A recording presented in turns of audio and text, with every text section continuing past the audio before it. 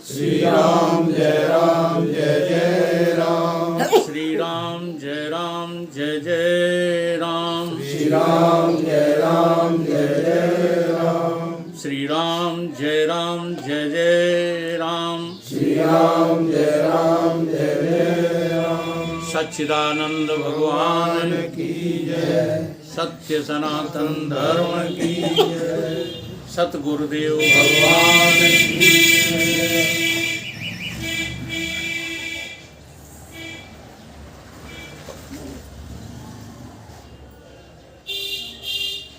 संसार में ऐसा कोई मनुष्य नहीं है जिसका मन एकाग्र न होता।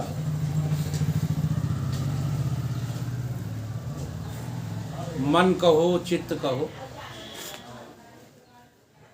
सभी का मन एकाग्र होता है। इसलिए ये बहाना लेना कि मेरा मन भगवान की तरफ लगता नहीं है, ये तुम्हारी भोग विलास वासनाओं का ही प्रतिफल है। सबका मन एकाग्र होता है। देख लो,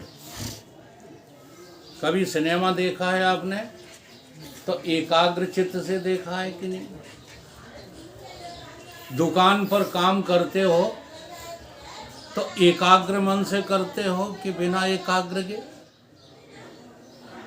माताएं भोजन बनाती हैं तो एकाग्र मन से बनाती हैं कि बिखरे हुए मन से?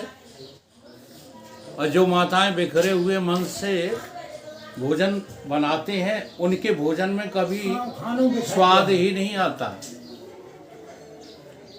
इन बातों से क्या सिद्ध हो रहा है कि मनुष्य का मन एकाग्र होता ही है। ये सिद्ध हो रहा है। अब हमें करना क्या है इसमें? इस एकाग्र मन को हमें विषयांतर करना है। अभी हम अपने मन को कहाँ लगाते हैं? विषयों में लगाते हैं, प्रपंचिक कार्यों में लगाते हैं। साधना क्या है? इसी मन को इस विषय से, प्रपंचिक विषयों से हटाकर कहाँ लगाओ? भगवान में लगाओ। अब देखो, ये कहना तो बहुत आसान काम है कि भगवान में लगाओ, ठीक है, या भगवान के नाम में लगाओ। ये सभी लोग कह देते हैं कि भजन कैसे करना है, कि मन को भगवान में लगाओ या भगवान के नाम में लगाओ। तो आज हम नाम का जिक्र तो नहीं करते हैं, क्योंकि वो जिक्र जब करते हैं तो लोग जो है विवाद पैदा करते हैं। आज हम स्वरूप की बात करते हैं। मन भगवान में लगाओगे तब जब तुम्हें भगवान का पता हो। अब भगवान का तो पता नहीं है और मन लगाने चले हो, कहाँ लगा रहे हो? बहुत लोग जो है दुनिया में भजन कर रहे हैं, परंतु उनसे कभी ये पूछो कि तुम्हारा मन भगवान में लगता है? तो कहते हाँ लगता है। अच्छा, कहाँ है भगवान? जैसे सिनेमा आपने देखा है तो सिनेमा को जानते हो कि नहीं जानते हो? दुकान आपने देखी है तो दुकान को जानते हो कि नहीं जानते हो? घर परिवार नाती नातिन आपने देखे हैं तभी तो वहां मन लगता है। बोलो। और भगवान को देखा ही नहीं है तो मन कैसे लगा लेते हो?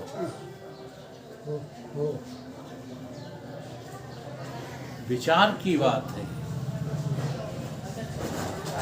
लोग कहते हैं विचार करो। क्या विचार करोगे? चाहे कुछ सोचते रहने का नाम विचार नहीं है। तो सोचना शुरू कर दिया। क्या कर रहे थे? हम तो विचार कर रहे थे। ये विचार नहीं है। पढ़ पढ़ा करके कुछ सोचने लग जाना, ये विचार नहीं है। विचार किसको कहते हैं? जानी हुई वस्तु में मन को लगाना। तो क्या जानते हो तुम? भगवान को कभी आपने देखा है? अब ये प्रसंग खड़ा होता है गीता में। भगवान जो है स्वयं कह रहे हैं अपने शिष्य से कि अर्जुन, तू मुझे इन आंखों से देख नहीं सकता। अब हम गीता तो पढ़ लेते हैं, लेकिन फिर भी कहते हैं हम भगवान को रोजाना देखते हैं। अच्छा, वृंदावन क्या करने जाते हो?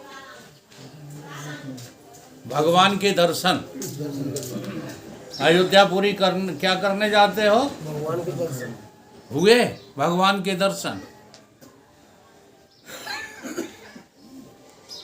हमारे वेद शास्त्र जो है वो झूठ नहीं बोलते हैं, परंतु हमने कभी उनकी आज्ञा का पालन करना सीखा ही नहीं। हमको तो जो उल्लू की लकड़ियाँ पकड़ा दी जाती है उसी पकड़े घूमते रहते हैं। बताओ भगवान का दर्शन क्या है? जब तक भगवान आपने देखे नहीं तब तक भगवान का दर्शन कैसे हो गया?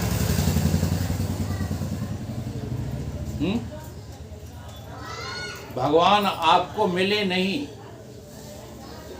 फिर मन भगवान में कैसे लगे?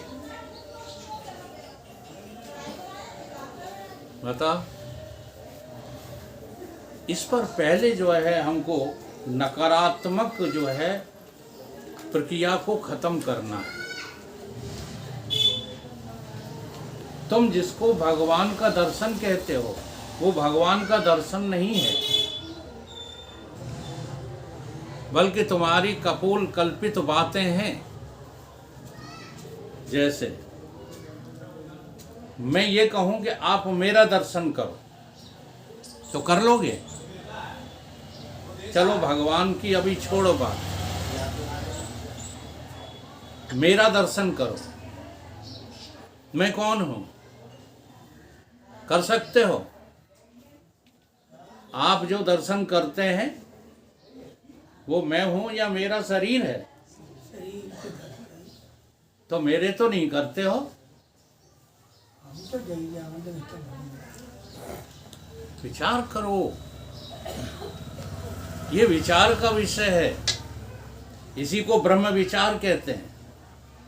मन को ब्रह्म विचार में कैसे लगाएं, इसका तरीका, जी हाँ, ब्रह्म विचारक ही तुमको बता पाएगा। ना पूजा करने वाले, ना पाठ करने वाले, हाँ, ना घंटों श्वासें खींचने वाले, ये कोई नहीं बता पाएंगे। जो ब्रह्म का विचारक है वही तुमको ब्रह्म विचार का तरीका बता सकता है। अब विचार में क्या करना है? मन को वहां लगाना है, हाँ, जहां आज तक मन पहुंचा नहीं। मन की गति नहीं जहां पहुंचने की, वहां मन को लगाना है। तो तभी तो लगा पाओगे जब उस जगह को तुमने देखा हो। एक तो जो है बहिर्दर्शन होता है। अब थोड़ी सी इसमें एक प्रक्रिया और जोड़ देते हैं जिससे बात बिल्कुल स्पष्ट हो जाए। ये धर्म क्या होता है? जब आप धर्म को अपनाते हैं जीवन में, तब आपके अंदर की जो प्रवृत्ति होती है वो बहिर्मुखी होती है। जैसे अधर्म बहिर्मुखता से ही पालन किया जाता है। अधर्म तो जो है आप पालन करते हो तो बहिर्मुख होकर करते हो कि अंतर्मुख होकर करते हो? अधर्म, अधर्म क्या है? सीधी सी परिभाषा है, जो धर्म नहीं है वो अधर्म है। ठीक है। अब यहाँ दोनों को ही एक स्थान में जोड़ रहे हैं। अधर्म का जैसे बहिर्मुखता से पालन किया जाता है, जैसे लूटना, चोरी करना, व्यभिचार करना, रिश्वत लेना, व्यापार में झूठ बोल करके ठगना लोगों को, ये सब क्या है? ये अधर्म है। अब ये अधर्म बिना बहिर्मुख हुए हो ही नहीं सकता। लगा दो इनको। कौन नहीं हम सोच नहीं गए। अच्छा चलो कोई बात नहीं, ऐसा लग रहा है। कोई बात नहीं, हमें ऐसा लगा। नहीं। तो बहिर्मुख होकर के हम अधर्म करते हैं, ठीक। अब धर्म भी बहिर्मुख प्रवृत्ति से ही होगा। जाने क्या क्या बातों को तुम धर्म कहने लगते हो। तो क्या करो, सीधा सा गणित है, चोरी करने वाला चोरी छोड़े, यही धर्म। चोरी करने वाला चोरी छोड़े, ये धर्म है। अर्थात मन अधर्म में न लगा करके कहाँ लगाए? धर्म में लगाए। व्यभिचार करने वाला कामी पुरुष कामना के बस में न होकर के स्त्रियों के जो है रूप को न देख करके उसकी जगह पर किसी मूर्ति, पवित्र मूर्ति का मुख देखना चालू कर दे, ये धर्म है। होगा बहिर्मुख प्रवृत्ति से ही। अभी तुम लूटते थे, अब लूटना बंद करके अपने मन को दान में लगा दो, ये धर्म है। अभी तक लोगों को जो है आप शोषित करते थे, अब उन्हें शोषण करना छोड़ करके अपने मन को कहाँ लगा दो? तप में लगा दो। जो अभी बात हो रही थी, यज्ञ, तप और दान, मन को संसार से हटा करके और कहाँ लगा दो? धर्म में लगा दो। तो क्या होगा? धर्म के परिणाम से तुम्हारी वृत्ति जो है वो अंतर्मुखी होने लगेगी। अब नंबर आता है भक्ति का। जिसने जिंदगी में धर्म नहीं कर पाया, वो नाटक भले करता रहे, भगवान की भक्ति में निपुण नहीं हो सकता। भगवान की भक्ति में मन कब लगता है? जब हम जो है धर्म वाली सीढ़ी पार कर लेते हैं। जो धर्मात्मा रहे हैं वही भगवान के भक्त हो सकते हैं। जिन्होंने जीवन में धर्म का पालन किया है वही भगवान की भक्ति में अपने मन को लगा सकते। देखो, मन तो कहीं ना कहीं लगा है। आज मेरा विषय यही है, मन को ब्रह्म विचार में कैसे लगाएं। तो सडनली मन जो है ब्रह्म विचार में नहीं लगता। केवल पुस्तकें चाट लेने से ब्रह्म विचार में नहीं लगता। चाहे जितने तुम जो है पुस्तकें याद करना, चाहे जितने ठड़ेश्वरी, भुवनेश्वरी, धूणेश्वरी, चाहे जितने बनना, ब्रह्म विचार में मन नहीं लगेगा। इसका जो है क्रम है। अब अंतर्मुखी हुए तो भगवान की भक्ति चालू हुई। भगवान की भक्ति में मन अंतर्मुख प्रवृत्त होता है। यह है परिभाषा भक्ति की। चाहे कुछ का नाम भक्ति नहीं है। अगर आपकी मनोवृत्ति बहिर्मुखी है, भले अच्छी है, तो धर्म तो है आपके जीवन में, लेकिन अभी भक्ति नहीं। क्योंकि भगवान की भक्ति की पहचान ही है उपासना की। उप आसन, उप माने नजदीक, भगवान के नजदीक बैठना। तो भगवान के नजदीक तो वही बैठ सकता है जिसके जीवन में कुछ धर्म हुआ हो। तो उसकी प्रवृत्ति क्या हो जाएगी? अंतर्मुख हो जाएगी। अब बाहरी कार्यों से कुछ लेना देना नहीं। भक्त को बाहर हाँ, न मंदिर जाने से मतलब है, हाँ, न और कुछ करने से मतलब है। ये कराकरी सब धर्म में है, कराकरी भक्ति में नहीं है। भक्ति की नहीं जाती। जैसे गाना सुना होगा आपने, प्यार किया नहीं जाता। हाँ, प्यार तो होता है, किया थोड़ी जाता। और भगवान शंकर ने इस बात को कहा कि ये प्रेम बड़ पाप, जो प्रेम किया जाता है वो तो पाप है। अब उसको हम दूसरे अर्थ में लेते हैं कि वो सती के विषय में कह रहे हैं, फलाने के विषय में कह रहे हैं। वो किसी विषय में नहीं कह रहे, वो तुम्हारे विषय में कह रहे हैं। तुम जिसको करना कहते हो ना, चलो बच्चे का ही उदाहरण लेते हैं, बाकी तो गंदा हो जाएगा। बच्चे को गोद में लेके चूमते हो, चाटते हो, ये प्रेम रेम नहीं है। बच्चे का कल्याण कैसे होगा, बच्चे को कल्याण मार्ग पर कैसे लगाएं, उसमें जब तुम प्रयत्नशील हो जाते हो। पैसा कमाने में नहीं, वो भी प्रेम नहीं है, वो भी स्वार्थ है तुम्हारा। मेरा लड़का कलेक्टर बन जाएगा, तुम्हें क्या मिल जाएगा? जब तुम्हारा लड़का कलेक्टर बन जाएगा तो तुम्हें क्या मिल जाएगा? यस, मान, बड़ाई।